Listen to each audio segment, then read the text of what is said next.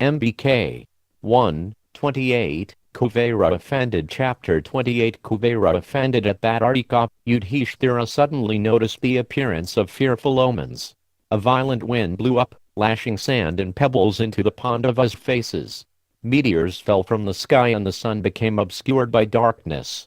The earth trembled, dust fell in showers, and explosions were heard in the sky. All around them the brothers could hear the shrieks of birds and beasts. Yudhishthira looked around. Where was Bhima? Had his brother gone off on some adventure? These omens obviously indicated that something powerful was occurring somewhere. Not seeing Bhima anywhere, Yudhishthira feared that he might be the cause of the portents. He spoke anxiously to his brothers, "O invincible ones, arm yourselves. It seems that the time for us to display our prowess has arrived." Yudhishthira turned to Draupadi. "Do you know where Bhima is? Is he intent on performing some terrible act? Or has he already achieved a tremendous feat? These omens clearly indicate battle. O hero, this morning I presented to you a golden lotus. I requested Bhima to fetch more of those flowers, and he left at once for the higher reaches of this mountain." Yudhishthira could immediately understand that Bhima had disturbed the celestials by attempting to take the lotuses from them. He went quickly to Ghatotkacha and said, "O Sky Ranger, you are like a celestial in prowess and ability. We need your help. It seems my younger brother has gone upward to the regions of the gods. By his own power Vayu's son can leap into the sky and come down at will. He moves with the speed of the wind and has left to find the celestial lotuses. Please carry us to the place where they grow so that I may see what Bhima has done." Replying, "So be it," Ghatotkacha and his followers carried the Pandavas, Draupadi and the Brahmins to Saugandhika. Ghatotkacha had already been there a number of times, and he knew the way well. As they descended to the ground near the lake, they saw Bhima standing on the shore holding his mace. At a distance they saw the large-eyed crowd of Vashas watching him. A number of them lay on the ground and in the water with their heads and limbs smashed. Yudhishthira was shocked. He went over to Bhima, embraced him and said, "O son of Kunti, what have you done? Be blessed. But if you wish to do good to me, then you should never again be so rash as to offend the celestials." Seeing Yudhishthira there, the Yaksha guards folded their palms and bowed their heads in humility. The Pandava apologized for his brother's acts and consoled them with gentle words. Looking around at the beauty of the region, Yudhishthira desired to remain there for some time with his brothers. He asked the guards to request Kuvera's permission for them to stay. Hearing that Pandu's sons had come there, Kuvera was pleased and he gave his assent. Thus Yudhishthira and his party remained for some time on the high slopes of Gandhamadana, enjoying the heavenly atmosphere. After a few days, Yudhishthira desired to see Kuvera. Sitting by the lakeside one morning, he told Bhima, "O brother, we have seen all the holy places with Lomashu and the other Brahmins. Let us now see that most holy of places, Kuvera's abode, always frequented by siddhas and rishis. Can you think of some way by which we can enter the heavenly region?" But as Yudhishthira finished speaking, a celestial voice resounded in the sky, "O king, you will not be able to go to the inaccessible abode of Vaishravana by this way. Go back to Bhadarika ashram. From that place you will go to the hermitage of Vrishaparva, and then to the hermitage of Arstashina. From there you will see Kuvera's abode." As the divine voice spoke, a cool, fragrant breeze blew down a shower of flowers. Domya said, "This order of the gods cannot be ignored.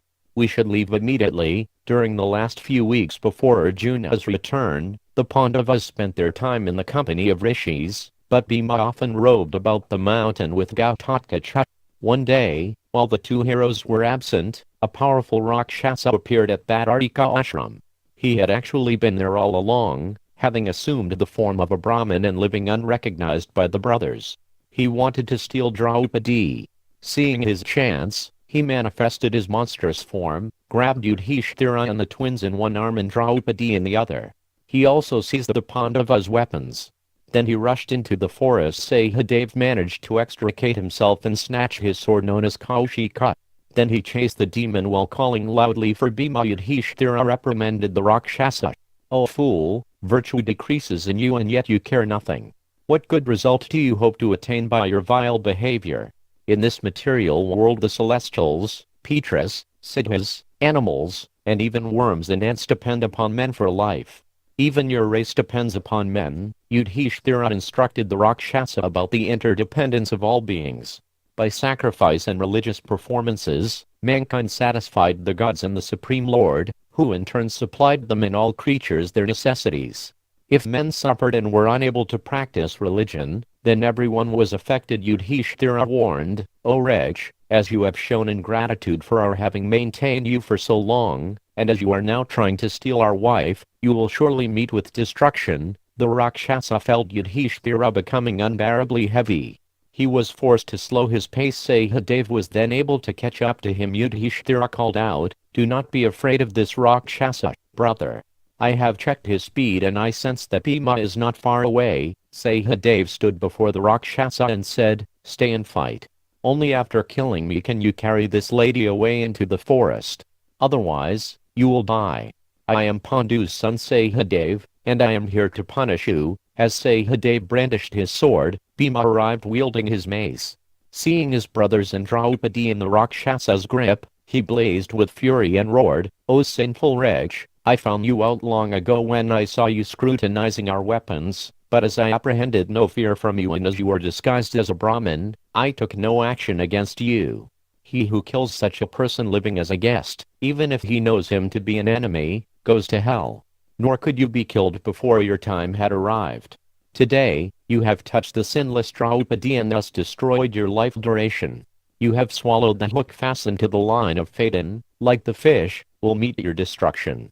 Go now to where Hidimba and Baka have already gone. The Rakshasa became alarmed and let Draupadi and her husbands go. His lips trembled in anger as he rebuked Bhima. It is you who are sinful. I know of your having slain those Rakshasas. Today I will offer them oblations of your blood. Come and fight. I am waiting. Without saying more, Bhima rushed at the demon. Seeing him unarmed, he put down his mace and took hold of the Rakshasa with his bare hands. The demon met him like the Asura Vritra met Indra. As they fought in fury, the earth vibrated with their heavy steps. The twins came forward to help, but Bhima checked them. I am more than a match for this demon. By my religious merit, my sacrifices, and by my brothers, I swear that I shall kill this one today. The battle between men and Rakshasa raged. They tossed each other about and aimed terrific blows at one another. Their colliding fists sounded like thunderclaps. As they rolled about, locked in combat, they broke down gigantic trees. They then lifted those trees and fought with them. The air was filled with fragments of wood as the trees were smashed to pieces. When the entire area was denuded of trees, they fought with rocks and boulders. Without a moment's pause the two fought intensely, each seeking the other's death. They appeared like a mountain and a mass of clouds coming together. As they hurled boulders at one another, it seemed as if meteors were falling from the heavens. Even though repeatedly struck on the head and body by the rocks, neither fighter flinched. They wrestled like a pair of infuriated elephants, gnashed their teeth and roared.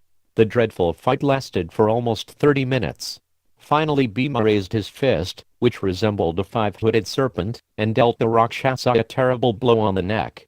He fainted and Bhima caught hold of him as he fell. He raised the Rakshasa up with his two mighty arms and dashed him to the ground. Bhima pounded his fallen foe into a lifeless lump of flesh. With his bare hands he tore off the demon's head and threw it aside. That blood-smeared head, with wide open eyes and bitten lips, rolled away like a huge jackfruit. Spattered with the demon's blood, Bhima came to Yudhishthira and bowed before him with folded hands. Yudhishthira and his brothers praised Bhima, even as the Maruts praise Indra in heaven. The brothers then returned to the ashram. It was almost 5 years since Arjuna had departed. Lomashu told the Pandavas that they could expect him to return shortly. He thus instructed them to go to a higher part of the mountain to meet him. Taking up their few possessions, and with Domyat, Lomashu and a handful of other Brahmins accompanying them, the Pandavas climbed to a high plateau on Gandhiya. As the celestial voice had predicted, they came to the ashrams of the royal sage Vrishaparva and the great rishi, Urshtisena. Remaining with them for some time, the Pandavas received spiritual instructions from them. Urshtisena told them that it would not be possible for them to go further up the mountain. Above here lies the path to the higher planets. No man can go there unless he is entirely pure and sinless. Along that path you will find the Gauns' sporting ground. Even from here we can hear the sound of their kettle drums. Tabors and Venas. Urshtashena told the brothers that he had been to the mountain summit and seen the gods for himself. He'd also seen the Gandharvas, Vidhyaras, Kimpurushas and other heavenly beings consorting with the Apsaras. The great lord of wealth Kuvera could often be seen there being worshipped by the best of the Yakshas. At that time, this entire region resounds with the melodic chanting of the Samaveda Daityas. Dhanuvas and Siddhas alike join in the worship of that illustrious Lokapala. Kuvera, the rishi, suggested that the brothers should reside peacefully at his ashram until Arjuna returned. Looking especially at Bhima, he said, "Do not be restless here. Rather, live at ease. Be peaceful. The time will come soon enough for you to display your strength. Without doubt you will crush your enemies and govern the earth." Surveying the region, the Pandavas felt as if they had already gone to the heavenly planets.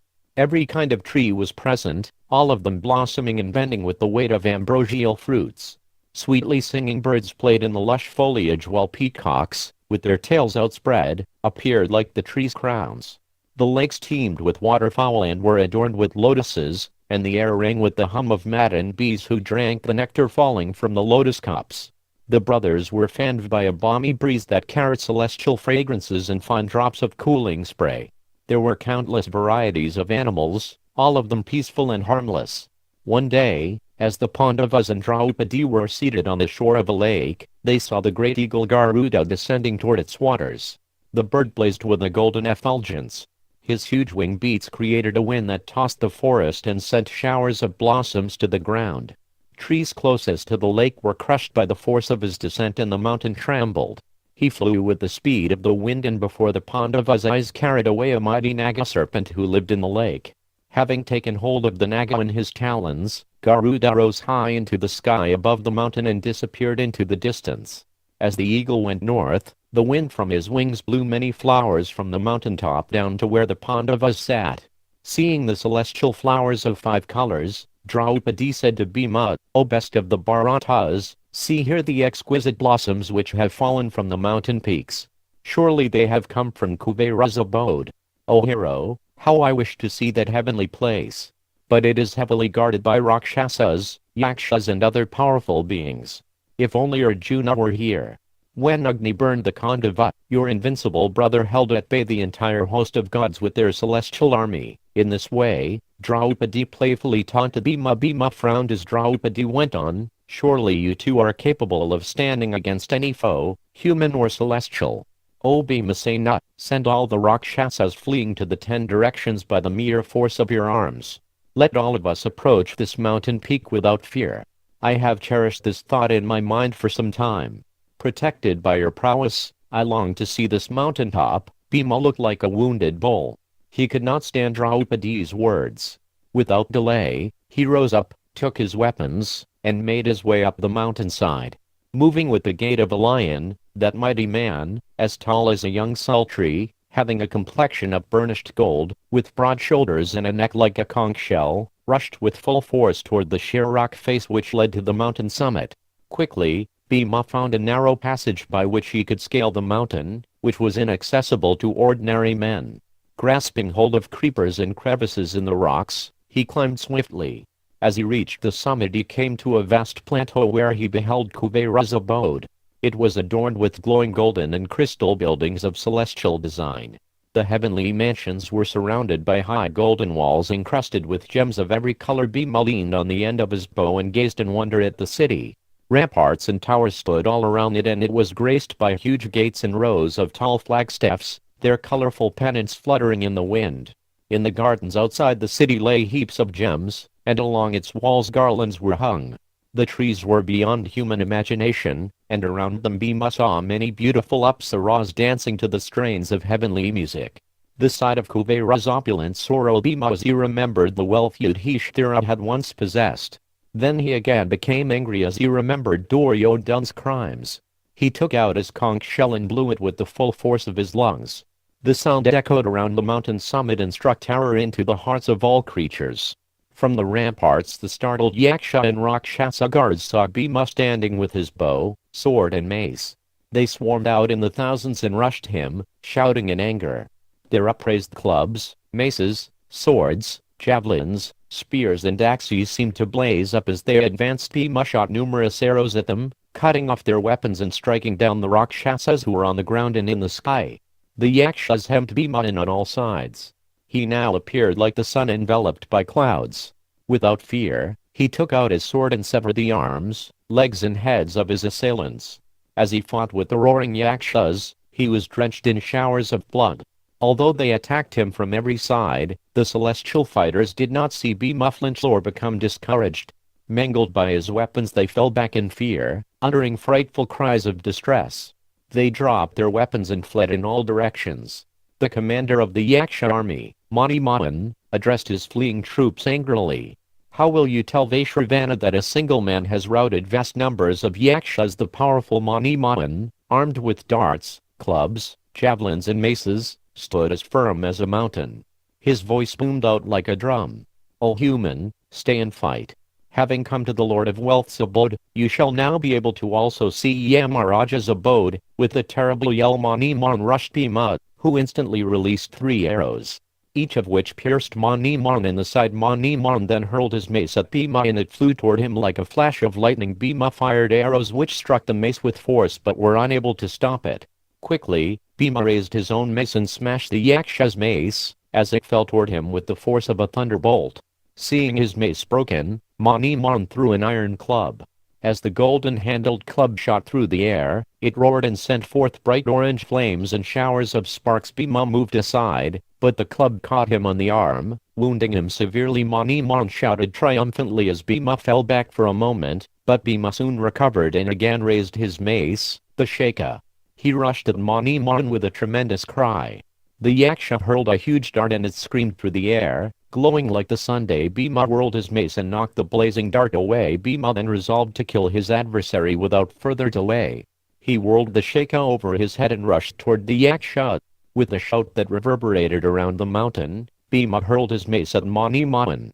It struck him full on the chest with a fearful crash and split his heart in 2. The Yaksha fell to the ground like a palm tree flattened by a hurricane.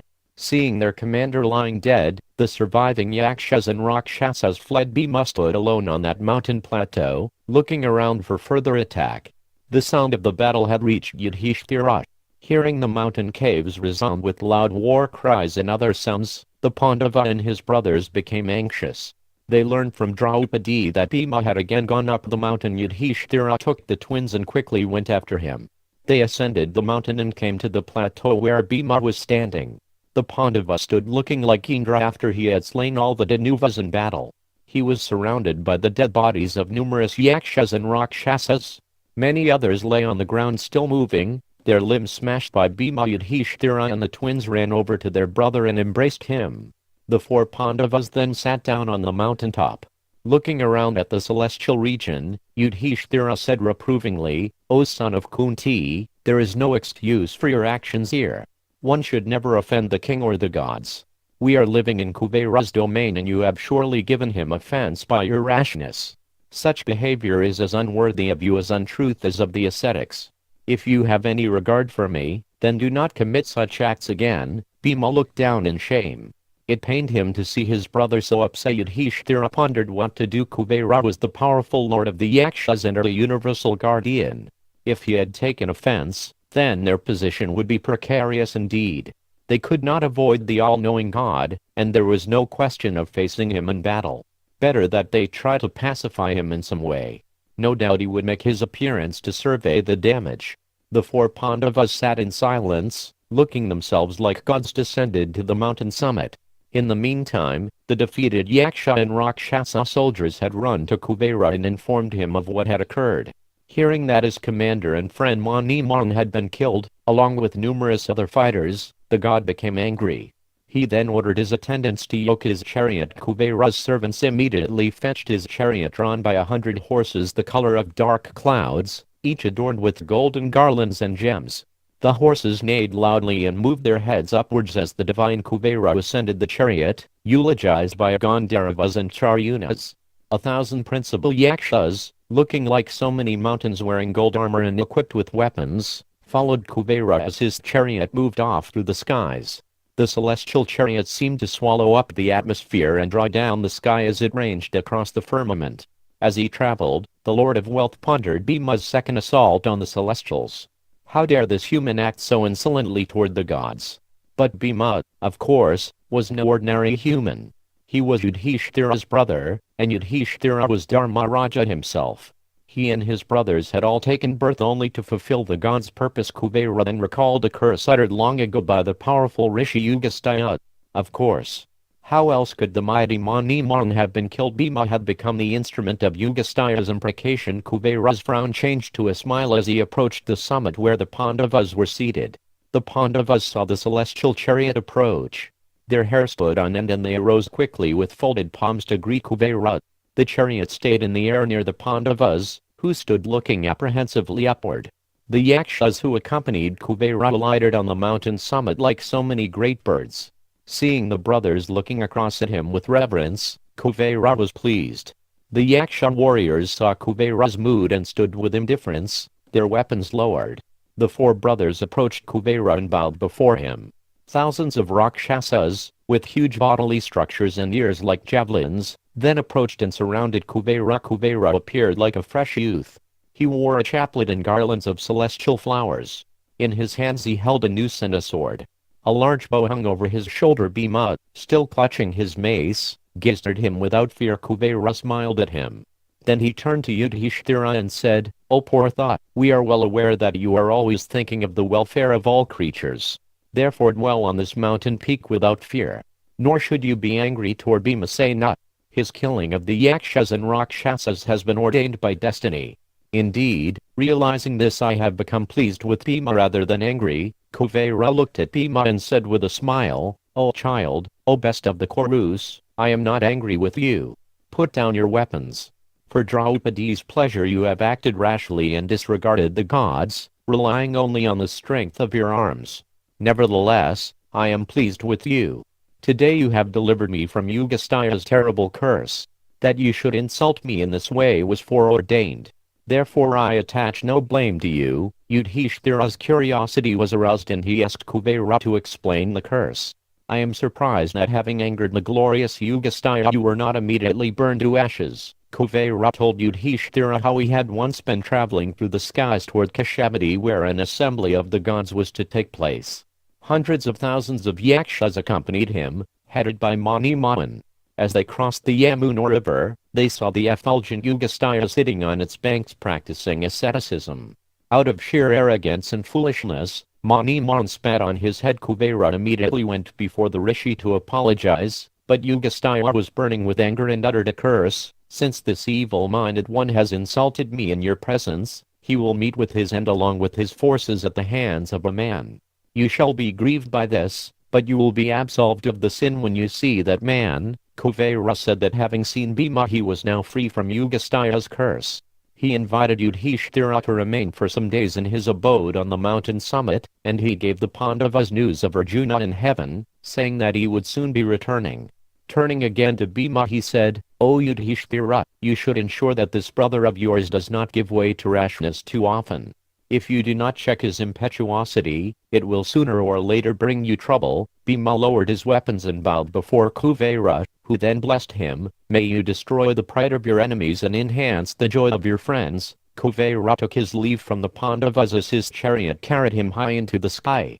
His Yaksha and Rakshasa attendants followed him, some flying and others riding conveyances covered with finely embroidered cushions and adorned with gems. The bodies of the warriors Bhima had slain were removed, and the five brothers stayed on the mountaintop, served and honored by the Yakshas.